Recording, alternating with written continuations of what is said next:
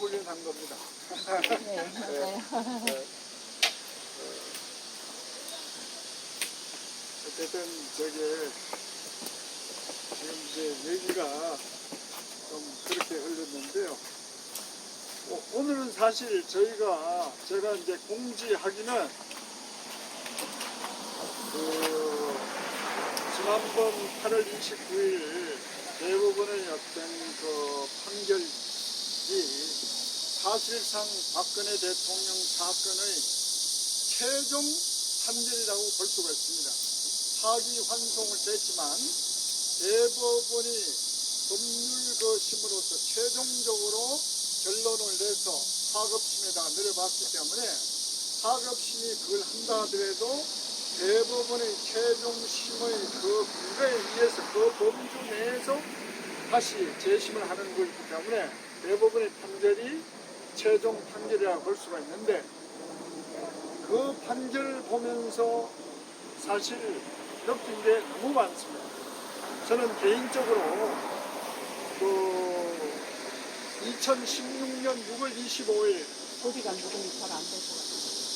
돼요. 가까이 놓으면 안 될까요? 가까이?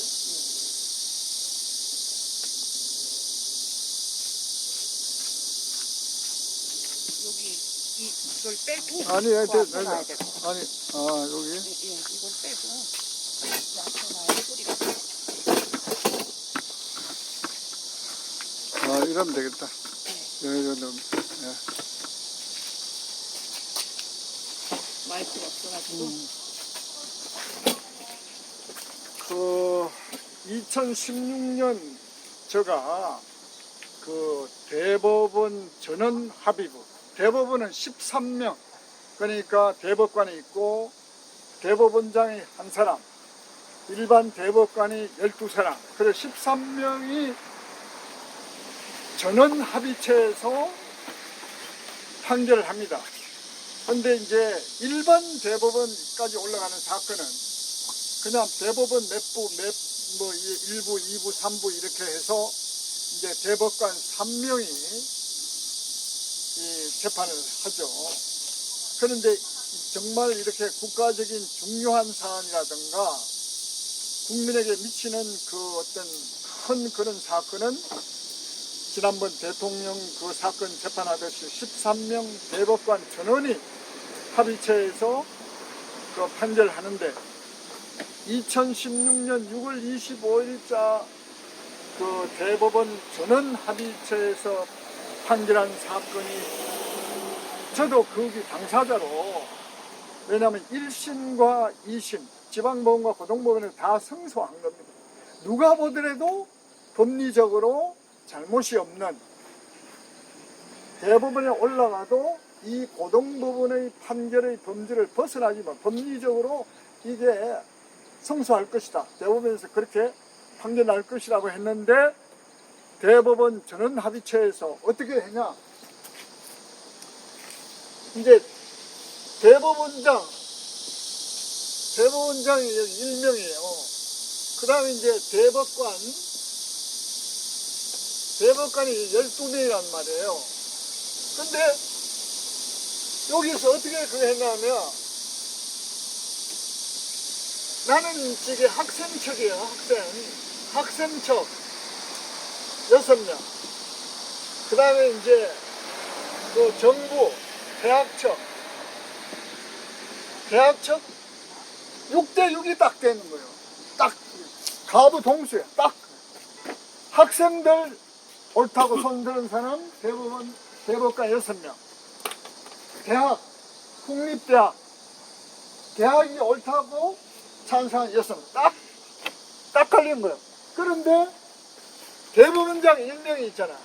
대법원장 1명이 학생들 손을 들어주면 학생이 승소하고 대학척 손을 들어주면 대학이 승리하는 거예요. 근데 양성태, 그 당시에 양성태인데, 양성태 이 대법원장이 대학척을 손을 들어줘가지고 6대7로 학생들이 패소를 했어요.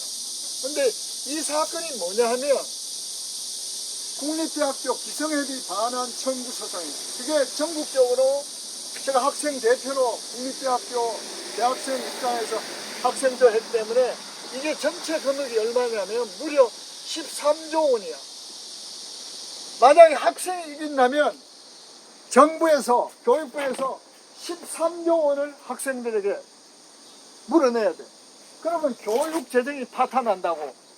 이렇게 해서 법리적에는 완벽하게 이게 6대6 이렇게 되면 이게 학생이 이긴 거예요.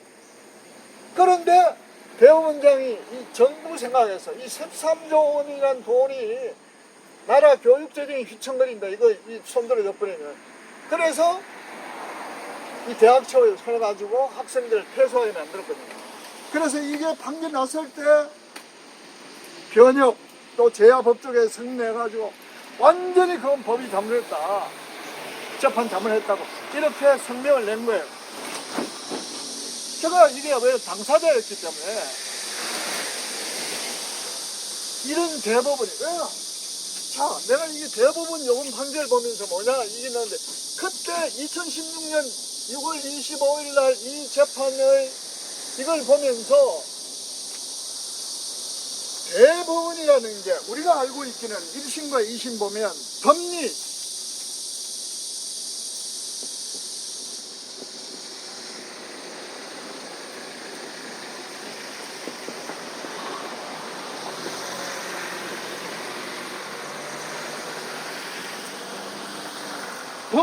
완벽한 법적으로 완벽한 합리적인 그런 게 그렇게 치열하게 논리적으로 증거와 그걸 해가지고 판결을 넌 죄인 있다, 넌 죄가 없다 이렇게 판결할 줄 알았더니만 대법원에 가니까 거수기야. 자기 마음에 들어서 내가 이쪽으로 손을 들면 이게 손드는 사람이 많으면 여기가 이기고 여기가 적으면 지는 거야. 나는 우리나라 대법원 이 제도, 이 다수결 제도 이거에 대해서 심각한 걸 내가 2016년 그때부터 야 대한민국에 이게 법치주의 국가를 하는데 이게 법치주의가 아니고 이거 완전히 정치적으로 법은 뒷전이고 정치적인 어떤 그 상황에 따라서 대법관들이 손을 이쪽으로 들면 이쪽에 이기는 거고 저쪽에 손 들면 저쪽에 이기는 거다. 그때 처음으로 체험을 한 거예요. 왜? 내가 1심, 2심 다 이겼기 때문에 완벽하게 내가 법리적으로 이겼다고 생각을 하고 대법원에서도 당연히 법리적으로는 그렇게 판결 날 것이라고 생각을 했는데 이렇게 났단 말이에요. 그래서 여기에 한번 그런 경험을 갖고 있기 때문에 이번 2019년 이 대법원 이 판결 박근혜 대통령 이 2019년 8월 29일 14시 이 대법원 이 판결을 보고 여기는 어떻게 나뉘냐 지금 이제 왜냐면 소수 의견이라고 해가지고 요 13명 중에 요 3명이 소수 의견, 반대 의견을 냈어요. 그 10명이 찬성해요. 야, 그래서 저는 대한민국 대법원의 이 재판 제도를 고쳐야 되겠다. 차라리 이런 식으로 대법원 13사람에게 대한민국 모든 그런 최종적인 더 이상 다툴 수도 없는 법으로 다툴 수도 없는 그 최종 판결하는 이 제도를 바뀌어야 됐다고 2016년에 내가 경험을 통해서 생각을 한 거예요. 그리고 지금 3년이 지난 박근혜 대통령 이 8월 29일 이 재판을 보고도 마찬가지. 왜냐하면 결국 숫자 노름이라는 거예요. 국회의원 선거 많은 수가 당선되잖아요.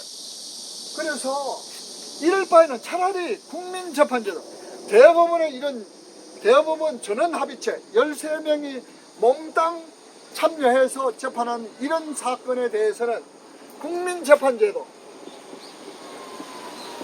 국민재판 제도를 만들어야 되겠다 이런 생각을 한 거예요. 그게 뭐냐?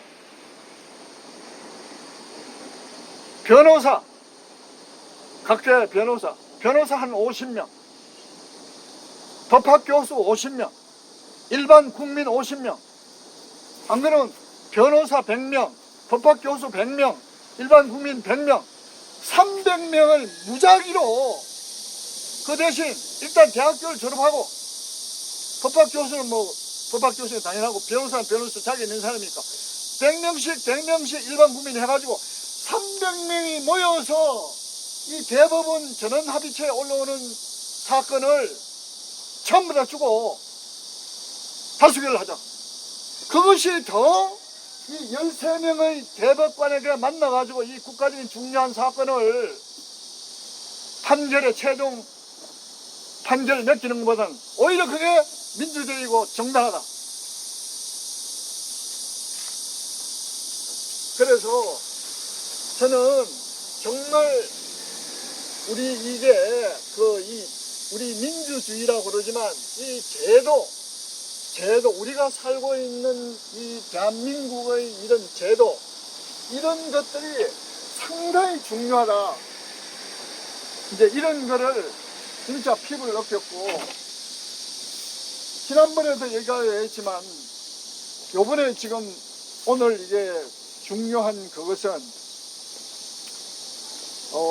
지금까지 우리 태극기 부대 소위 거리나는 애국 동지 여러분들이 거의 3년 가까운 2년 이상의 거리 나와서 박근혜 대통령의 불법 무죄 적각석방을 외쳤습니다. 근데 말로만 외쳤죠.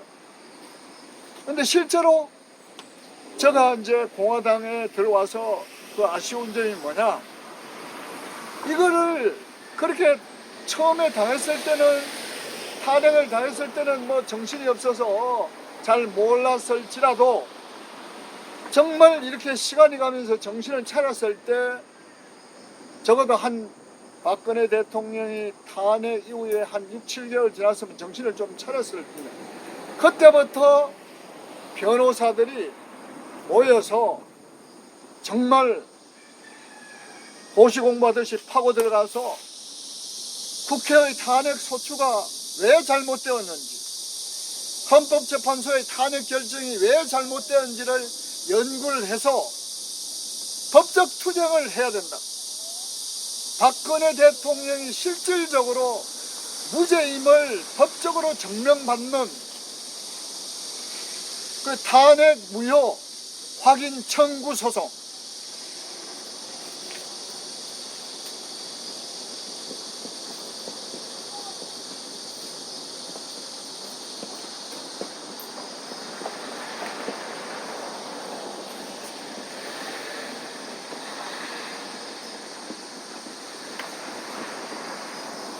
탄핵 무효 청구소 이거를 제기했어야 됐다는 얘기지. 근데 하나도 없어요. 내가 이 들여봐도. 그리고 법조인도 관심을 안 가져요. 우리가 박근혜 대통령의 탄핵을 우리가 불법 탄핵이라고 외치고 무죄 석방하고 외치고 그걸 하면서 만날 때마다 박근혜 불법 탄핵인데, 불법 탄핵이 첫째가 국회에서 시작됐어요. 국회 얘네들이 탄핵 소추, 그 다음에 헌법재판소,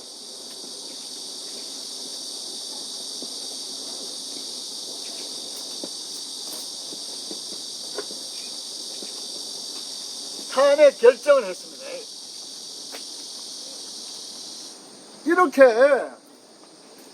했는데 이 국회가 처음에 2016년 12월 3일 우상호 외 170명, 그러니까 171명이 국회에다가 탄핵 소추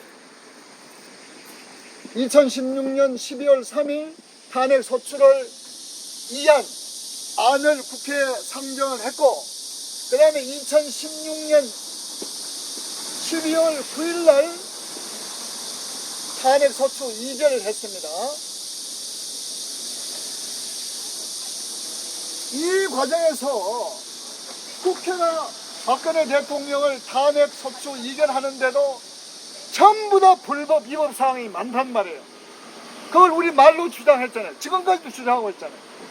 근데 법적으로는 이 법치주의 국가니까 법적으로 최종적으로 무효를 주장하고 그걸 판결 받아야 됩니다. 근데 그런 노력을 하지 않았다. 그 다음에 헌법재판소에서 이 이결된 것은 즉각 헌법재판소에 와서 헌법재판소가 2017년 3월 10일 탄핵 결정을 해서 대통령을 파면했지 않습니까? 이 과정에서 정말 엄청난 우리가 상상 법을 공부한다는 사람, 법을 안다고 생각하는 사람의 입장에서는 도저히 용납할 수도 없고 용납되어서도 안 되는 그런 어떤 불법, 탈법, 위법을 갖고 탄핵이 결정됐다는 것. 이걸 그리고 지금까지 우리가 주장하고 있습니다. 그런데 정작 이걸 합법적으로 법에다 이 사건을 탄핵 무효 확인 청구 소송을 제기를 해서 이걸 법적으로 다투지를 않았어요. 난 그게 왜 그래 됐느냐? 우리나라 법조계라는 거는 뭐 검찰, 법원 이것뿐만 아니고 변호사, 이 사람들 법을 먹고 사는 사람들 이 법조계가 전부 다 망했다. 전부 다 무너졌다. 전부 다 정말 대한민국에 제대로 된 법조인이 있을까 할 정도로 일국의 대통령이 불법 탄핵을 해가지고 구속되다 국민들이 불법이라고 이렇게 외치고 인신불법 강령을 하고 있는데 용감한 변호사들이 나와서 들고 일어나서 이 정의의 사법정의를 외치고 불법을 외치고 이걸 하는 놈들이 없는 거야. 그래서 이 법조계가 다 무너졌다는 얘기지. 자, 요번에 12월 19일 날, 여기 2019년 8월 29일 지금 대법원 최종 판결 나왔을 때도 우리 공화당, 그 다음에 이제 자유한국당,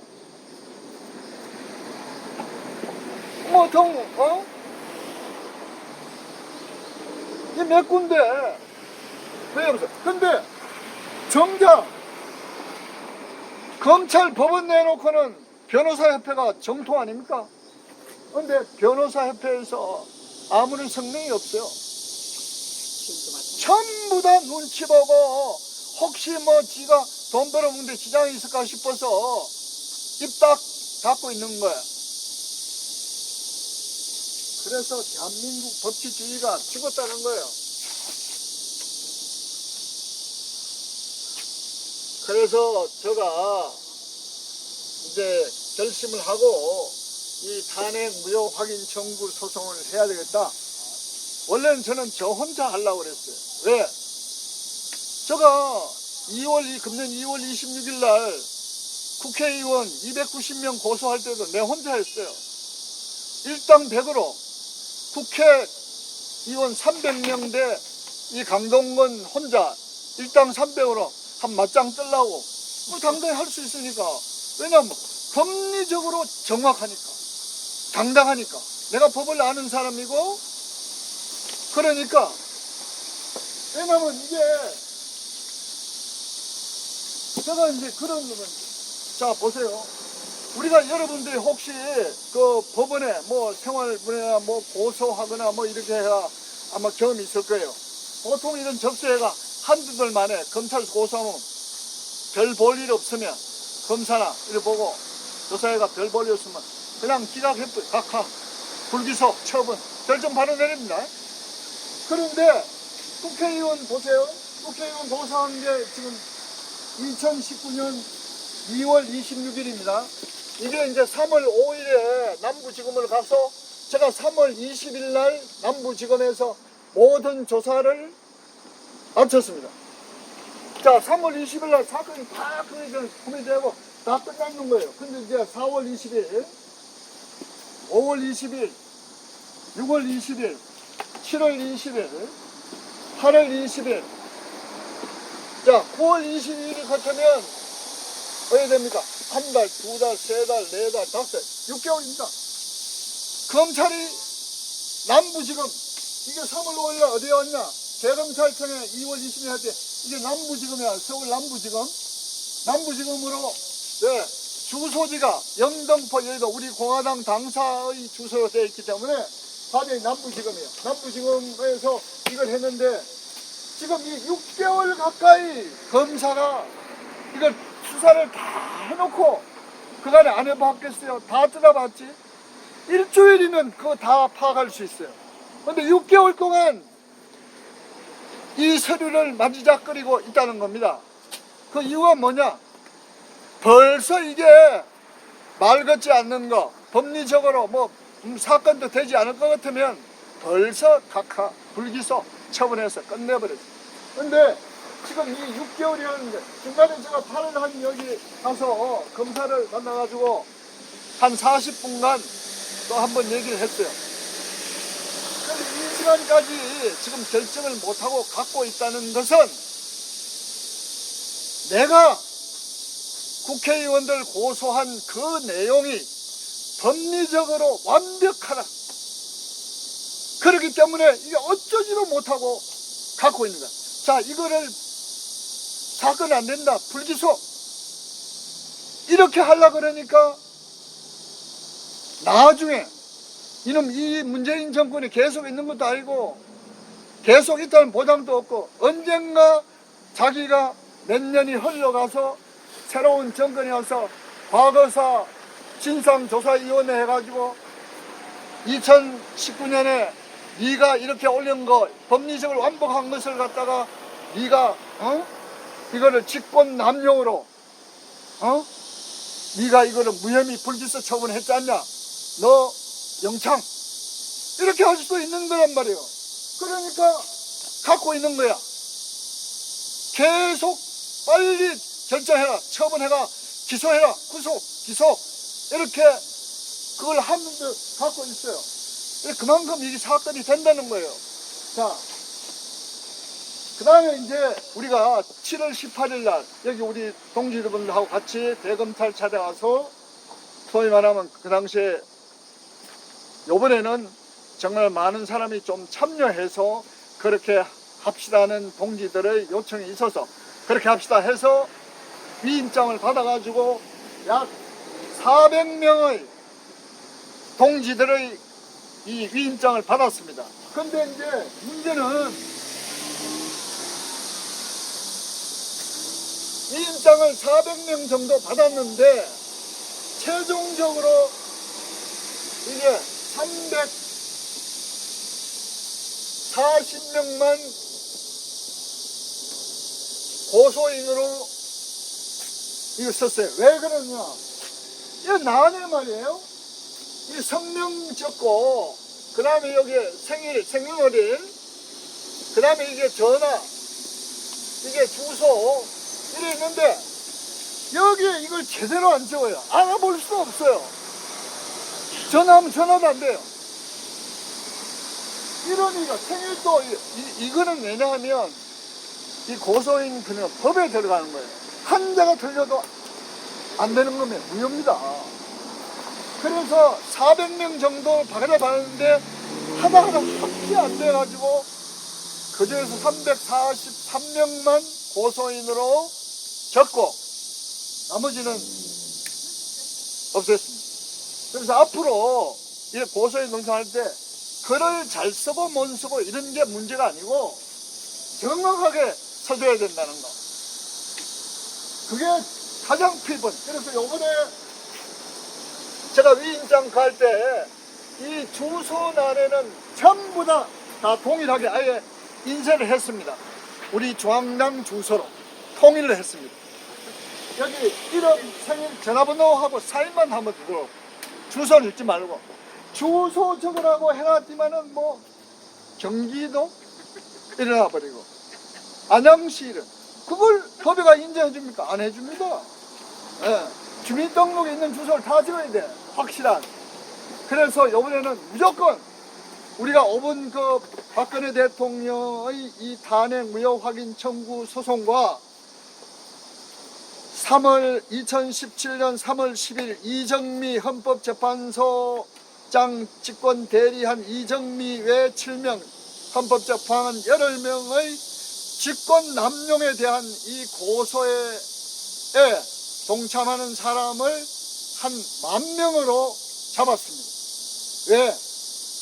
정말 많은 사람이 많으면 많을수록 국민들의 어떤 이 진정성이 보이는 것이니까, 그래서 제가 이 10,000명을 목표로 해서 그 위임장을 받을 예정입니다. 그리고 오늘이 이제 그걸 처음 시작하는 날이에요. 오늘 이제 우리가 여기에서 이제 결심을 하고 오늘부터 그 이 박근혜 대통령의 탄핵 무효 확인 청구 소송을 하는 고소인 동참자를 오늘부터 이제 모집하기를 시작을 하는 겁니다. 그래가지고 10월 6일까지 한 달간 기간에 그걸 해서 마감을 해서 최단 시간 내에 그 소장을 접수를 할 것입니다. 그래서 이 소장을 그걸 하기 위해서 제가 몇몇 이런 대학 교수, 변호사 이렇게 많은 자문을 이렇게 했어요. 물론 뭐 제가 대법원이나 이렇게 소송을 안 해본 사람이 그 경험이 있지만 그럼에도 불구하고 다시 또 돌다리를 두드려 본다는 심정으로 많은 사람이 자문을 했는데, 이 박근혜 대통령의 불법 탄핵이 대한민국 헌정사상 유일한 최초의 사건이고 전례가 없는 사건이에요. 그리고 이거를 무효 확인을 해주려고 청구 소송을 내는 것도 대한민국 역사상 처음 있는 일이에요. 판례가 없어. 어떤 예가 없어요. 그래서 상당히 우려스럽지만 그럼에도 불구하고 우리 대한민국 국민은 헌법에 의해서 재판을 청구할 수 있는 권리가 있고 3심 재판을 받을 권리가 헌법상 보장되어 있습니다. 그래서 어쨌든 우리가 이 만반의 준비를 해서 많은 동지들이 동참을 해서 이번 이 청구 무효 확인 청구 소송을 하려고 계획을 하고 오늘부터 그 동참자들을 모집하는 걸 시작을 하도록 하겠습니다. 그래서 오늘은 주로 이번 그 우리나라 사법제도 그리고 박근혜 대통령의 이 최근 대법원이 일어나는 이 탄핵 이 재판 여기에 어떤 법리적인 어떤 이런 사항에 대해서 말씀을 좀 구체적으로 좀 더 드리겠습니다. 아까 제가 우리나라 대법원의 이 재판 제도가 대법관 13명이 다수결로 결정하는 재판 제도란 말이에요. 그러니까 숫자가 많으면 이기는 거예요. 이런 그 불합리성이 있기 때문에 저는 이제 개인적으로 이 대법원의 그 전원 합의부 이거를 국민 심판제도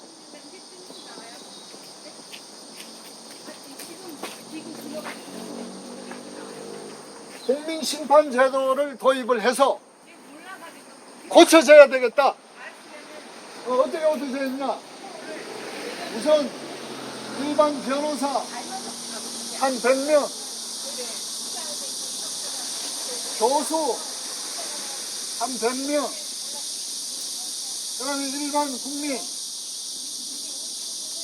100명. 이 중대한 이런 사건은 이렇게 뽑아서 이 300명이 국민재판을 하더라는 제도를 만들면 좋겠다는 그런 생각을 저는 2016년부터 했습니다. 제가 대법원 이 판결에 그걸 봤기 때문에 대법관 자체 맡겨놔서는 안 되겠다. 왜냐? 지금 대법관 13명 중에 이게 있어요. 그리고 이 구성이가 정부에서 뭐 3명, 국회에서 뭐 3명, 이 법원에서 3명, 이게 또 뭐 저 변호사인가 어쨌든 그래가 이렇게 해가지고 이렇게 만드는 거예요. 그러니까 자기가 추천해가지고 대법관 만들어주는 거기에 그 기울 수밖에 없는 거예요. 이런 거예요. 대한민국 국민이 법리적으로 완벽하게 판결해 주려는 것을 이렇게 이해관계가 있는 법관들이 모여서 한쪽으로 기울 수밖에 없는 그런 사람들이 집단을 모여서 그러면 많은 쪽으로 힘이 쏠릴 수밖에 없다. 이 법리적인 판단이 아니다. 사법 정의로운 판단이 안 된다는 얘기예요.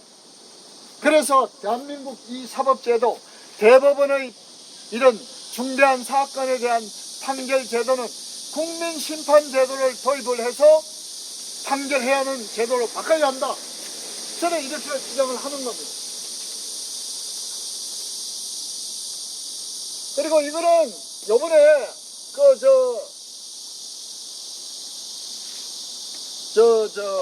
박근혜 대통령의 판결을 보고 느꼈습니다. 이게 자 가장 지금 중요한 게 이게 뇌물죄요. 요번에 가장 중요한 거는 뇌물죄입니다. 뇌물죄인데 뇌물죄가 뭐냐? 삼성에 준 이게 말 3마리예요. 말